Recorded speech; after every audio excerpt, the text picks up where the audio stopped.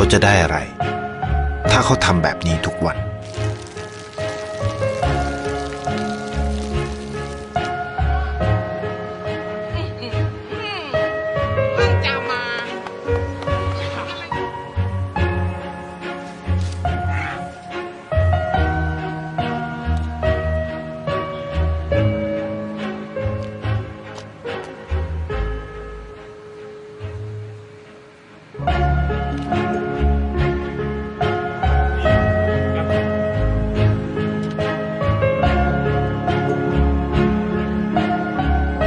เขาจะไม่ได้อะไรเลย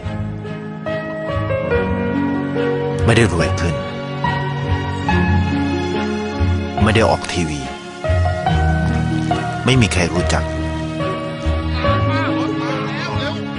ไม่ได้มีชื่อเสียงที่มากขึ้น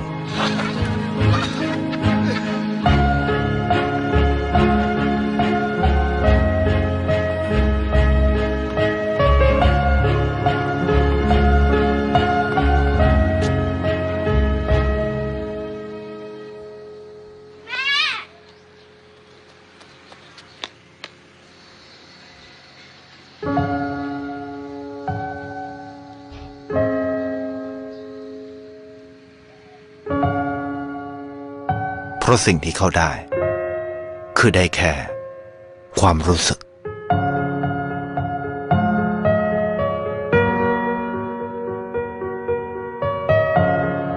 ได้เห็นความสุข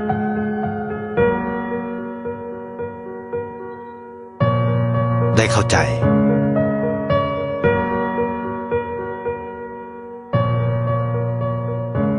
ได้ความรักได้ในสิ่งที่เงินซื้อไม่ได้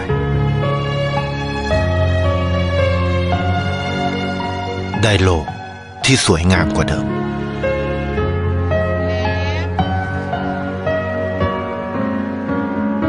ในชีวิตคุณอะไรคือสิ่งที่คุณต้องการมากที่สุด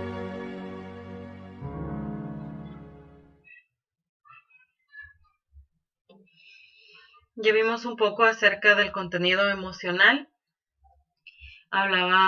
No hablaba, sino que usted podía ver algunas acciones que esta persona realizaba y a eso se le llama generosidad. Vamos entonces a pensar un poco en qué cosas nosotros hacemos para con los demás, qué es lo que nosotros podemos dar hacia los demás. No vamos a dar dinero, no vamos a dar de nuestras, digamos, de todas nuestras pertenencias, sino que qué hacemos por los demás. Los escuchamos, les ayudamos en sus momentos más difíciles. Eso, no es necesario dar nuestras pertenencias, ¿no? A veces con gestos, con ayudar a los demás, con acciones, como por ejemplo si el compañero se cae, primero no me voy a poner a reír, lo primero que voy a hacer es levantarlo y luego le voy a preguntar, ¿estás bien? Eso es parte de la generosidad. Ya si usted no es que usted va a dar lo que le sobra, si usted se fijó en el video, esta persona no daba de lo que le sobraba, sino que daba sin esperar nada a cambio, y así debemos de ser todos. Pero vamos a iniciar entonces con la clase de ciencias naturales y vamos a iniciar viendo las propiedades físicas y químicas del agua. Al final de las diapositivas va a haber un video de retroalimentación con algunos experimentos que nos van a ayudar a entender un poco más del tema. Ahora, veamos las propiedades físicas y químicas del agua. Veamos la primera acá. Tenemos los indicadores. El indicador 2.10 y el 2.11. En el primero vamos a describir algunas propiedades físicas del agua. Ya las vamos a ir mencionando. Y en el otro vamos a experimentar. Por eso les digo que no se vayan a perder el último video porque son experimentos muy bonitos.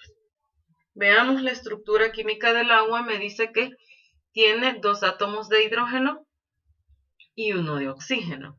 Veamos también Algunas de las propiedades físicas que este tiene es que el punto de ebullición del agua es 100 grados. Señor, ¿y qué pasa si pongo 450 grados en un horno y pongo agua? ¿O qué tal si la llama de la cocina llega a 450 grados? El agua siempre va a seguir hirviendo hasta 100 grados, pero cuando ya pasa 100 grados en adelante, ¿en qué se convierte? En vapor. Es parte de los cambios de estado que vamos a ver. Es la temperatura, dice el punto de ebullición, siempre es de 100 grados Celsius. ¿Qué es esto? Es la temperatura en la cual la presión del vapor del líquido es igual a la presión que rodea al líquido y se transforma en vapor. Veamos la siguiente. El punto de congelación, el hielo, podemos decir nosotros. En este caso, el punto de congelación de un líquido es la temperatura a la que dicho líquido se solidifica. ¿Y en cuántos grados se solidifica el agua? O se congela a 0 grados. Entonces, cuando ya va a 1 grado, 2, 3, es porque ya se está comenzando a realizarse el líquido. Ahora, el punto de congelación varía dependiendo de la densidad del líquido. El agua, ¿cuál es su densidad? Ajá. ¿Cuál es la densidad del agua? Eso es lo que vamos a ver en un momento. Tenemos la densidad del agua. Me dice que es 997 kilogramos sobre metros cúbicos, pero para efectos de redondeo son 1000 kilogramos sobre metros cúbicos. Ahora, puede ser también 1 gramo sobre centímetro cúbico. Y tenemos en física y en química, la densidad es una magnitud escalar referida a la cantidad de masa en un determinado volumen de una sustancia o un objeto sólido. Usualmente se simboliza mediante la letra Rho, el ganchito, del alfabeto griego. La densidad media es la relación entre la masa de un cuerpo y el volumen que ocupa en el espacio exterior. Y vemos ahí la fórmula: densidad es igual a la masa sobre el volumen. Veamos qué es la tensión superficial y yo les pongo ahí la imagen de un zancudo de agua. Tienen otro nombre, pero le vamos a decir zancudo de agua. No sé si ustedes ya han visto este tipo de situaciones con estos insectos. Tenemos acá, veamos, ¿qué es la tensión superficial? La tensión superficial surge por las fuerzas que actúan cohesionando. Ya vamos a ver qué es la cohesión y adhesión. Las moléculas de los líquidos. La tensión superficial surge por las fuerzas que actúan cohesionando las moléculas de los líquidos, para que no se les olvide. Tensión superficial. Vemos ahí la imagen de un clip en agua. Ese es agua. ¿Y puede hacerlo usted en su casa? Claro que sí. Si no, en un guacalito con agua, ponga su mano suavemente y va a ver cómo se ve como que si fuera un colchón el agua en la mano. Veamos. Podemos entender la tensión superficial como una especie de membrana elástica que dificulta ingresar al líquido. Por este fenómeno, algunos insectos tienen la posibilidad de posarse sobre el agua sin que ésta se hunda. Ahora bien, veamos, ese experimento es el que vamos a ver el día de hoy, el que está en la imagen, en el video, así que no se lo vaya a perder, por favor, por nada del mundo, porque cree que los clavadistas, los que se lanzan de enclavados y dan volteretas en las piscinas, tienen que poner sus manos de esta manera para romper la tensión del agua. ¿Qué tal si el clavadista solo se deja ir de espaldas de esta manera? Le va a doler mucho, y es porque esa membrana elástica que tiene el agua es como que todas las moléculas de agua están bien agarradas de la mano una con otra. Ya, entonces esa es esa membrana elástica. Entonces, dice que los insectos no se pueden hundir gracias a esta membrana. Veamos también qué es la capilaridad. Veamos esa imagen muy bonita de 3 colores. Sí se pueden mezclar, sí se pueden mezclar. Le voy a hacer una pregunta. ¿Por qué la sangre corre por nuestras venas? ¿Por qué? porque el corazón bombea. No, porque las plantas absorben el agua. ¿Por qué? Veamos qué es capilaridad. Es una propiedad de los fluidos que depende de su tensión superficial, la cual a su vez depende de la cohesión del fluido y que confiere la capacidad, oiga bien, de subir o bajar por un tubo capilar. Veamos entonces, ¿las venas son tubos? Sí. La sangre pasa por ellas. Entonces, la capilaridad es lo que hace que nuestra sangre recorra las venas. Veamos también en las plantas, en el xilema y floema, que eso lo van a ver cuando estén en un 8º grado, y también conmigo cuando entremos ya a ver cuestiones de la naturaleza, más que todo en las plantas, ¿verdad? Veamos. Adhesión y cohesión es de lo que hablábamos cuando decíamos de la tensión superficial. Veamos qué es la adhesión y la cohesión. ¿Será lo mismo?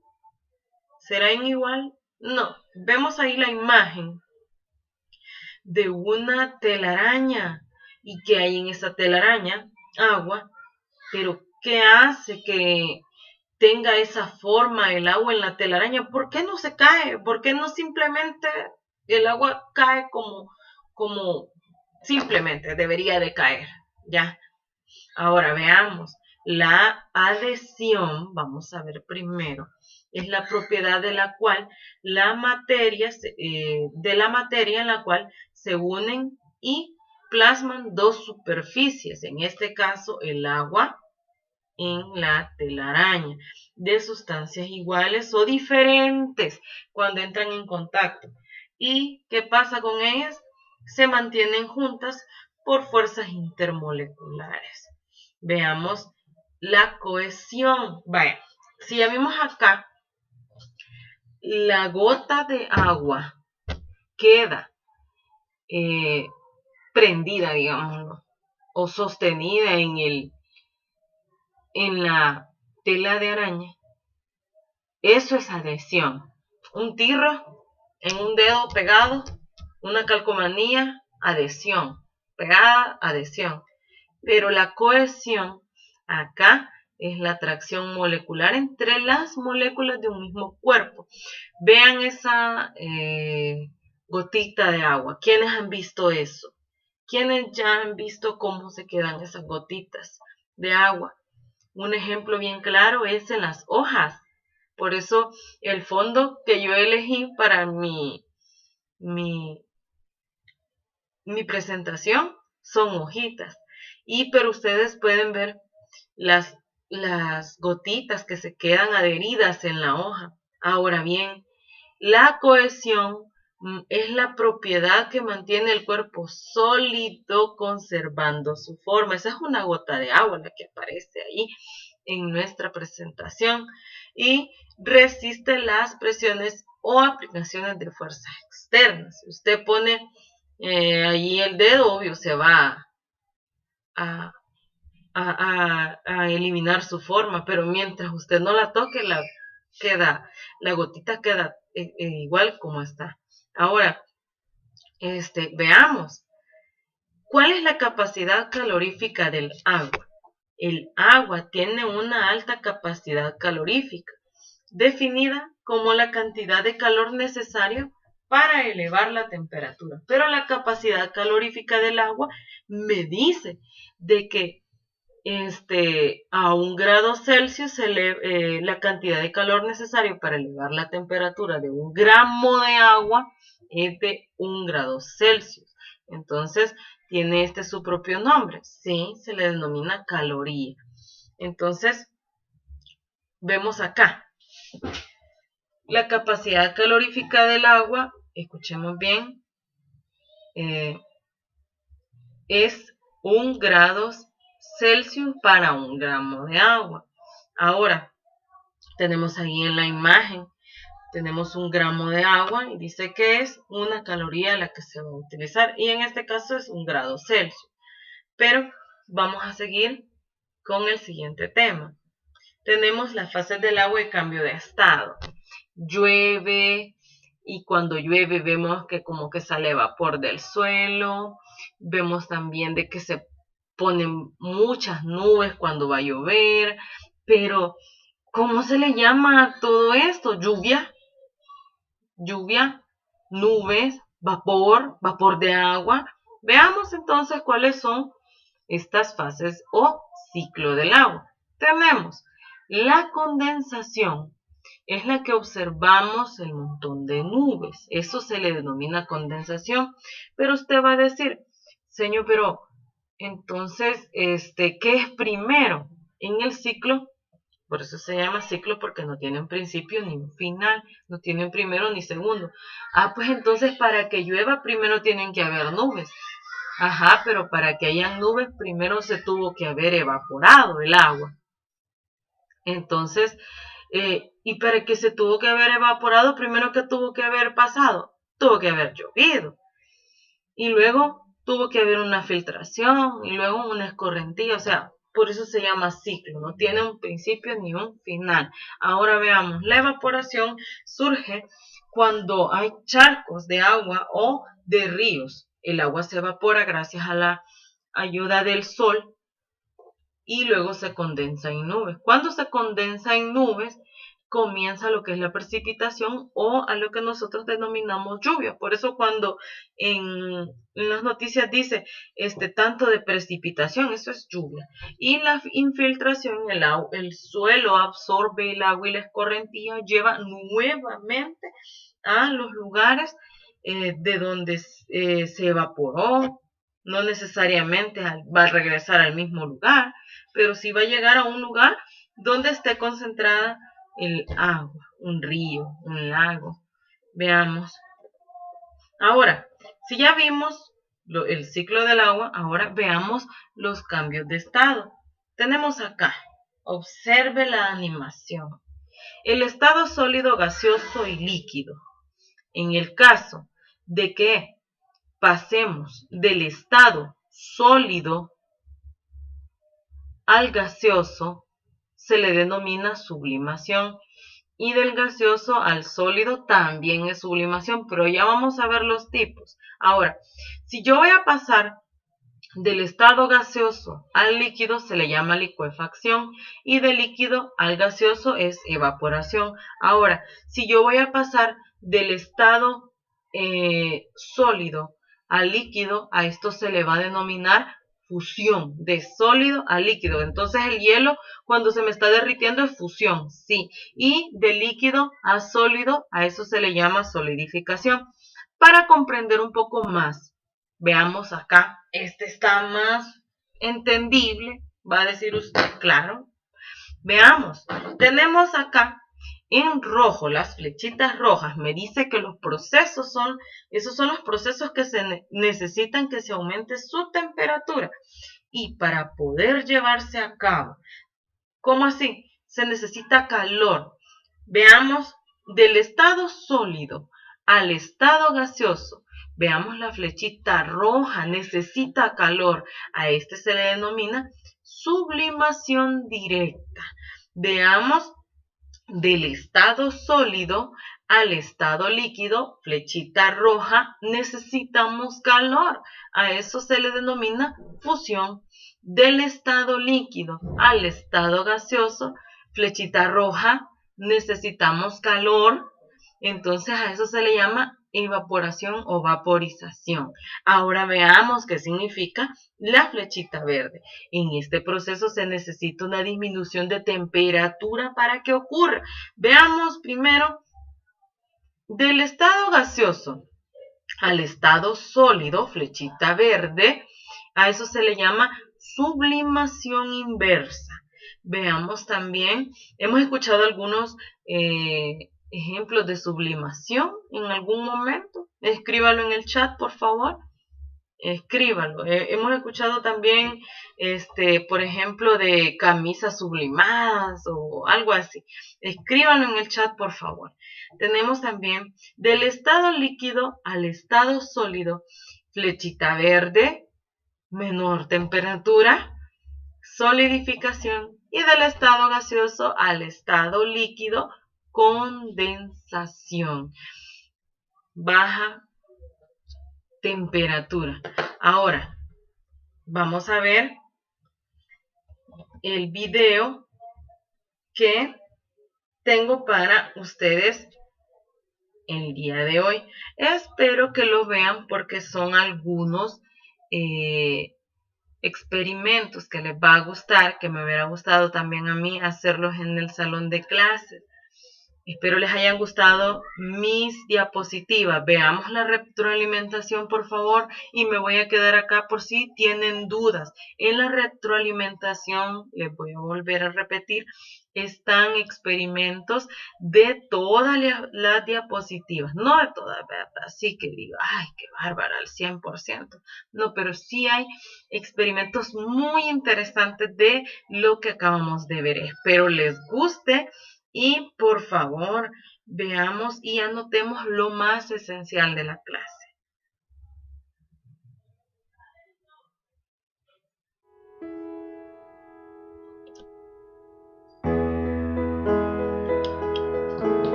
El agua es una de las sustancias más abundantes e importantes en el planeta Tierra, ya que sustenta a las plantas, animales y a los seres vivos en general.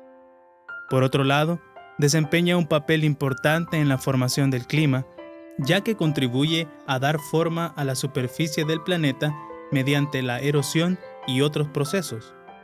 Cubre aproximadamente el 70% de la superficie de la Tierra. El agua participa en muchas reacciones químicas importantes y muchos compuestos son solubles en ella.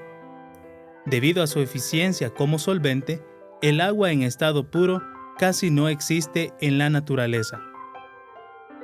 La luz, que es esencial para el crecimiento de las plantas, atraviesa mejor las aguas claras que las turbias. La luz solar proporciona la energía para la fotosíntesis, un proceso por el cual las plantas producen azúcares y liberan oxígeno a la atmósfera. Es por ello que la penetración de la luz del sol en un cuerpo de agua es esencial para que las plantas y otros puedan crecer. Esto se debe gracias a la propiedad del agua de ser transparente. En el agua generalmente se encuentra un gas disuelto, el oxígeno. Los animales acuáticos como los peces y el zooplancton no respiran el oxígeno de las moléculas de agua, sino de las moléculas de oxígeno disueltas en ella. Pero, ¿cómo se puede comprobar si hay oxígeno disuelto en el agua? Una manera de hacerlo es probar un poco de agua recién hervida. Sabe mal, ¿verdad? Esto se debe a que el agua ha perdido todo el aire disuelto, ya que al aumentar la temperatura, los gases son menos solubles. Para volver a incorporar el oxígeno, es necesario pasarla de un recipiente a otro, o como se dice en lenguaje cotidiano, hay que airear el agua. Para comprender algunas propiedades importantes del agua, es necesario mirar un poco su estructura química. Como sabemos, el agua es un compuesto formado por 2 átomos de hidrógeno y 1 de oxígeno. Esta es la estructura básica, que a simple vista no nos dice nada sobre sus propiedades.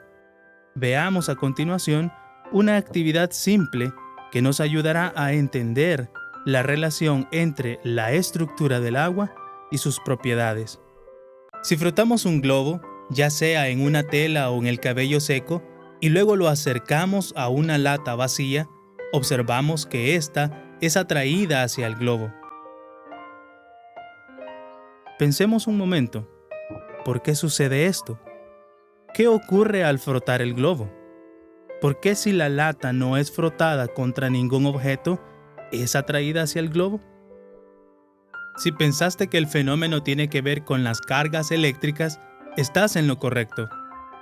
Cuando frotamos el globo contra la ropa o el pelo, se carga negativamente, o sea, electrones, partículas negativas de los átomos, son transferidas de la ropa o el pelo hacia el globo. Como no podemos verlos, los dibujaremos a manera de ilustración.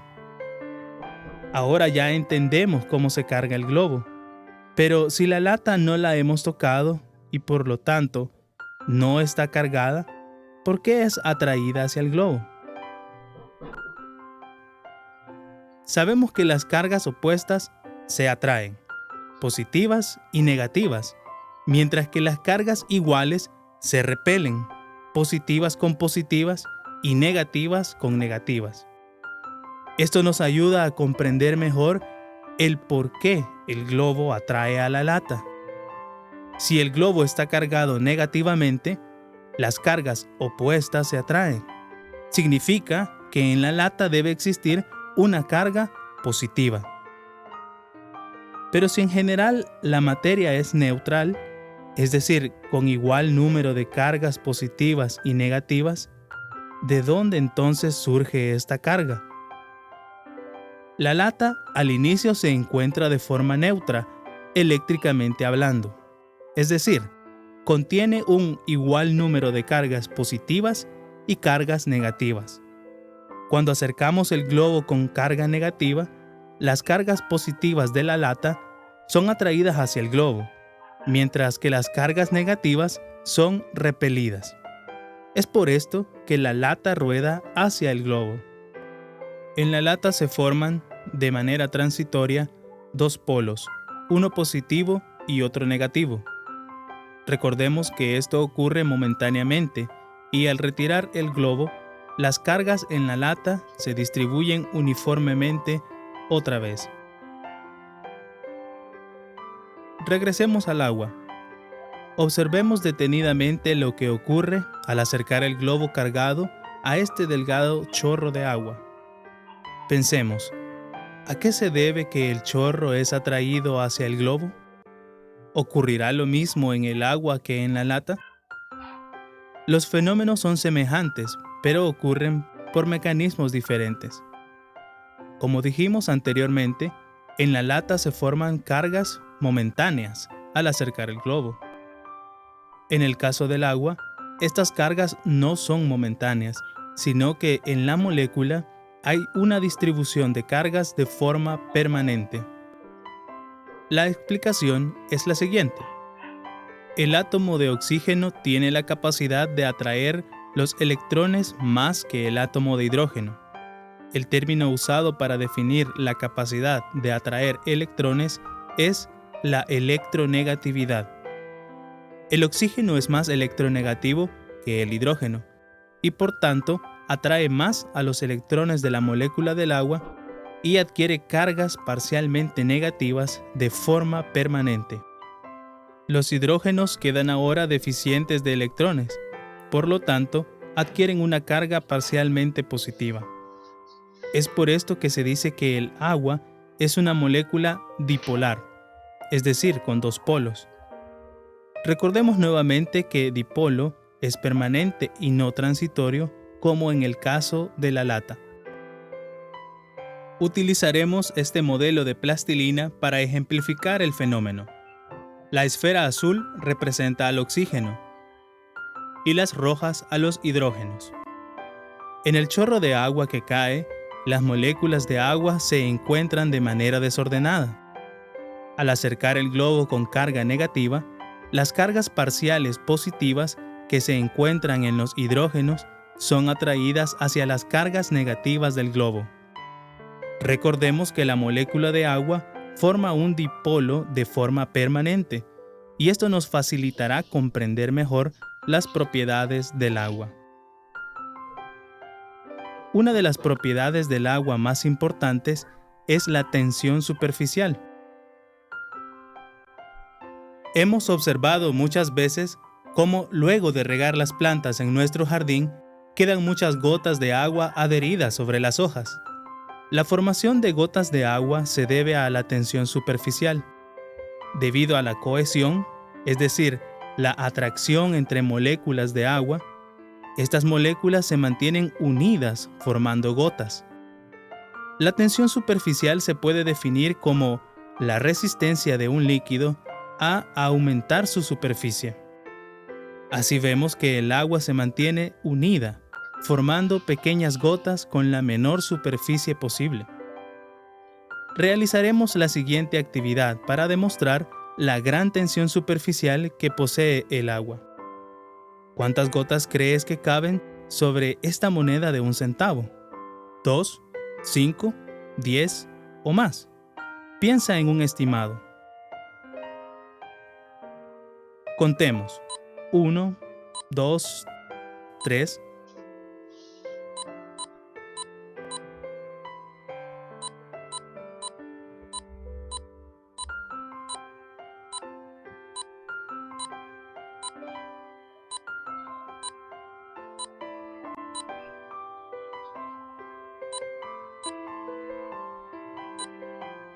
¿Te sorprende la cantidad de agua que cabe sin derramarse? Este es un ejemplo de la tensión superficial del agua. Imagínate ahora la cantidad de agua que se desperdicia de este valioso recurso cuando no cerramos bien la llave del chorro y la cantidad de dinero que se gasta al año. Es preocupante, ¿verdad? La tensión superficial permite que insectos y objetos pequeños puedan permanecer suspendidos en la superficie sin hundirse. ¿Por qué crees que el clip no se hunde? Recordemos que las moléculas de agua, por formar los dipolos, se atraen unas a otras, estableciendo muchas interacciones electrostáticas. A estas interacciones en el agua se les conoce como puentes de hidrógeno, en donde los hidrógenos con una carga parcial positiva son atraídos hacia los oxígenos de otra molécula de agua con carga parcial negativa. Algunos insectos se aprovechan de la tensión superficial y por ende de la cohesión entre las moléculas del agua para no hundirse y poder flotar sobre la superficie de esta.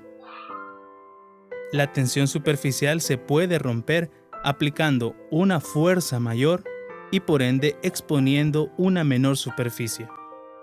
Por ejemplo, al introducir el clip de manera vertical, este no flota, ya que se rompe la tensión superficial porque el clip de manera vertical tiene una menor superficie de contacto. Este principio es el usado por los nadadores al introducirse en el agua, ya que la mejor manera de hacerlo es de forma vertical y no horizontal. Una de las propiedades más importantes del agua y de la cual depende el desarrollo de la vida es la capilaridad. ¿En qué consiste? Haremos una actividad sencilla para demostrarla. Utilizaremos un pedazo de papel toalla. Observa detenidamente. ¿Por qué el agua sube por el papel? Si has puesto atención a este video, responderás rápidamente que por la atracción entre las moléculas del agua y el papel. Efectivamente, has acertado. La capilaridad se define como la capacidad de un líquido de transportarse por un tubo capilar, es decir, un tubo muy fino. El papel toalla utilizado es muy poroso, por lo que por dentro se forman muchos espacios que en su interior el agua va subiendo. La celulosa, de la cual está hecha el papel, atrae las moléculas de agua y éstas, a su vez, arrastran a otras moléculas. De esta manera se transporta el agua desde abajo hacia arriba. Si introducimos un pedazo de plástico en el agua, ¿ocurrirá lo mismo que con el papel? Te dejaremos de tarea averiguar por qué algunos materiales se mojan y otros no lo hacen. Según lo que hemos aprendido, ahora podemos explicar cómo el agua sube desde las raíces hasta la copa de este árbol. fenómeno que ocurre en todas las plantas. ¿Cómo crees que sucede esto? Si pensaste en la capilaridad, estás en lo correcto una vez más. El papel se fabrica de los troncos de los árboles, por lo que están hechos de celulosa. Al igual que en el papel filtro, el agua sube por el tronco distribuyéndose a través de vasos conductores llamados xilema y floema. De esta manera, el agua sube desde la raíz hasta distribuirse uniformemente por toda la planta, manteniéndola hidratada. El fenómeno de la capilaridad no solo se presenta en las plantas, también en el suelo, que contiene muchos espacios entre sus partículas, por los que el agua que se encuentra en el subsuelo sube hasta la superficie por capilaridad. De igual manera, en la estación seca de nuestro país, la vegetación mantiene una absorción de agua constante.